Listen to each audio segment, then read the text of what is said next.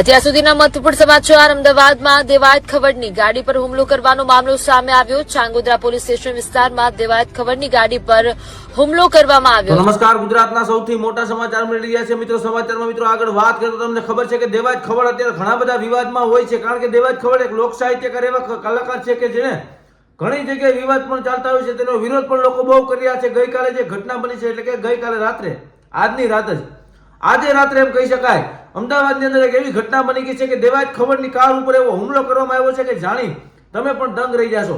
સમગ્ર ઘટના સમગ્ર સીસીટીવી સામે આવ્યા છે. શું છે ઘટના, આવો જાણી લે મિત્રો. વિડીયોની અંદર કન્ટિન્યુ બન્યા રહેજો. તો દોસ્તો, તમને ખબર જ છે કે દેવાયત ખવડ હાલ રાજકોટમાં રહેતા હતા, પણ અત્યારની જો વાત કરીએ તો તેઓ જિગ્નેશ કવિરાજના ઘરની બાજુમાં, એટલે કે અમદાવાદ રહે છે તેવા સૂત્રો દ્વારા સમાચાર પ્રાપ્ત થઈ રહ્યા છે. ત્યારે દેવાયત ખવડની કાર ઉપર જે ગત રાતે હુમલો કર્યો એનું કારણ જાણી તમારા પણ હોશ ઉડી જશે.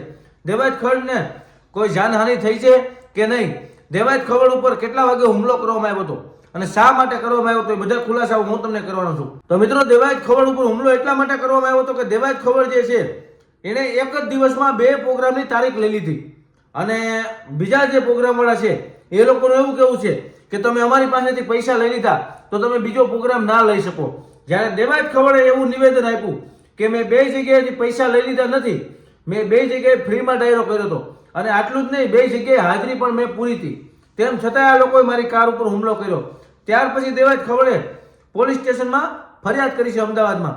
ઘટના એક એવી હતી, એક અમદાવાદમાં ડાયરો હતો અને બીજો આજુબાજુના ગામડામાં હતો, એટલે કે એક જ દિવસમાં 2 ડાયરા, અને 2 ડાયરામાં દેવાયત ખવડ હાજર પણ રહ્યા હતા. એના પણ સીસીટીવી વાયરલ થયા છે, અને એ પણ તમે કદાચ ઇન્સ્ટાગ્રામની અંદર જોયા હશે, જેના કારણે હુમલો કરવામાં આવ્યો છે. તો દેવાયત ખવડ હાજર ન હતા, એનો ડ્રાઈવર હાજર હતો તેવું સૂત્રો દ્વારા સમાચાર મળ્યા છે. માતાજી એને રખોપા કરે અને આપણે એના ડાયરા સાંભળતા રહીએ, અને દેવાયત ખવડ હેમખેમ છે, એને કોઈ તકલીફ નથી, કોઈ વાંધો નથી, એવા સમાચાર મળી રહ્યા છે. મિત્રો, તમારું આ ઘટના વિશે શું કેવું છે, કોમેન્ટ કરી અને બતાવી શકો છો. અને આગળ નવા વિડીયો સાથે મળશું. જય હિન્દ, જય ભારત.